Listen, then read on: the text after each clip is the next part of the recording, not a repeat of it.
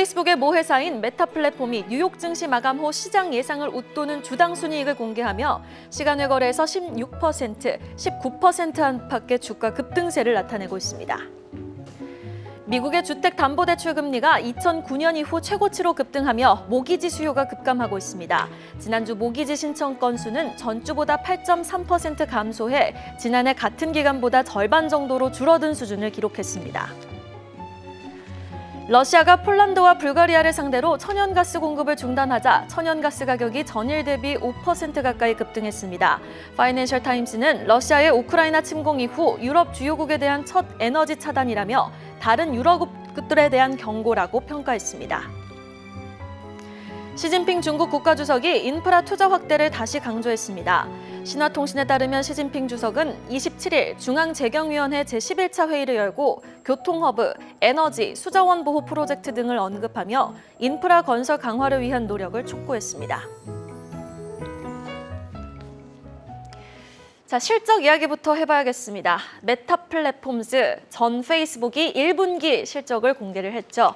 기대 이하 매출에도 EPS가 선방을 했다라는 평가를 받으면서 시간외 거래에서 주가가 지금 급등하고 있는데요. 18%, 19% 가까이 폭등하고 있는 모습입니다. 실적 발표 이후 좀 대형 기술주의 변동성이 확대되고 있는데 본부장님께서는 종목별 흐름 좀 어떻게 확인하고 계십니까? 네, 자, 지금까지는 굉장히 힘든 구간이었죠. 올해 연초 대비해서 대부분의 대형 기술주들이 주가가 두 자릿수 하락률, 그리고 특히 메타 플랫폼 같은 경우에는 거의 40% 이상 폭락을 하는 모습을 보여주기도 했었습니다. 그렇지만 지금 반등의 기조가 만들어지고 있는 것은 사실입니다.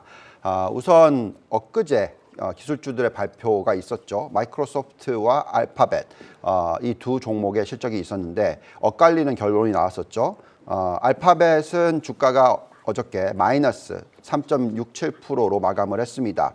그만큼 주당 순이익, 매출 둘 다 예상치를 살짝 못 미치는 숫자가 나왔는데 매출이 작년 동기 대비해서 23%나 증가를 했음에도 불구하고 하락을 하는 모습을 보여줬었습니다.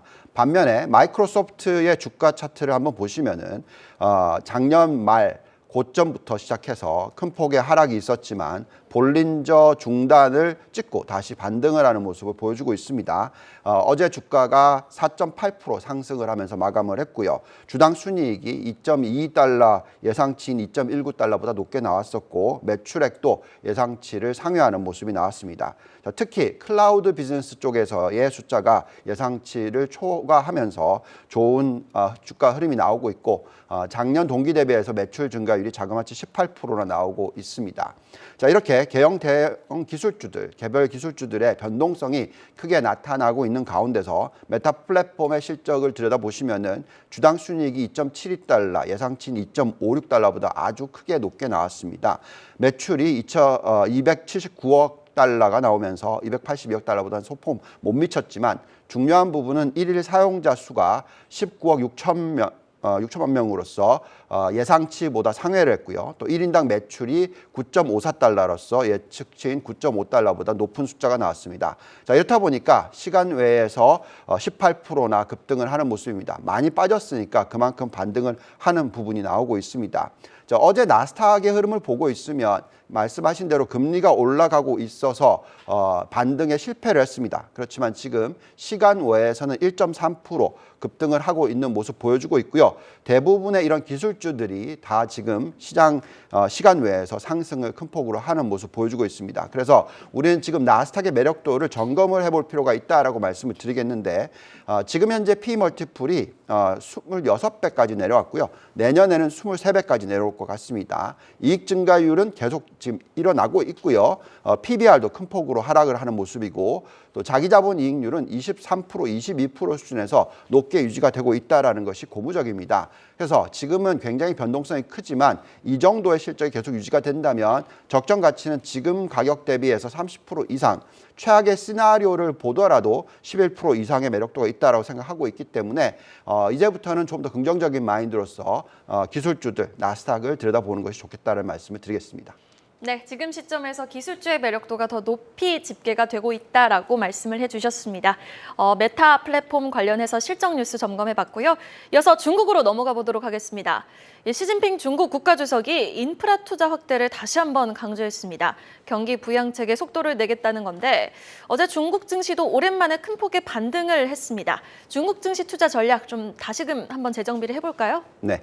자, 중국에 대한 전략이 상당히 힘든 구간을 지난 6개월간 맞았었습니다.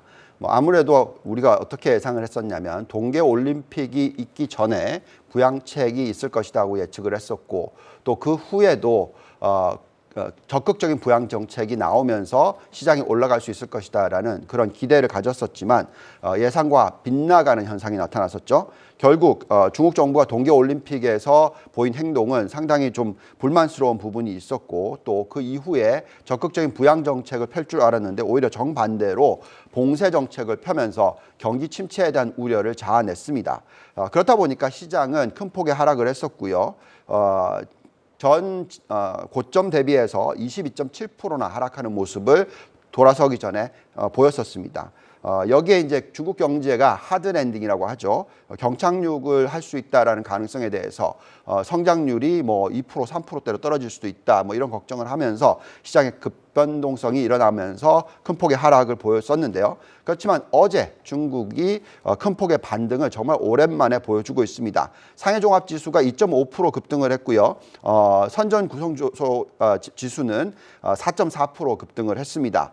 전반적으로 이렇게 급등을 했던 이유를 보고 있으면 시진핑의 발언 한마디가 크게 바꿨다라고 말씀을 드리겠는데요. 지금 얘기하고 있는 부분은 적극적인 정책을 펴겠다, 생산 정책을 펴겠다라고 얘기를 하고 있습니다.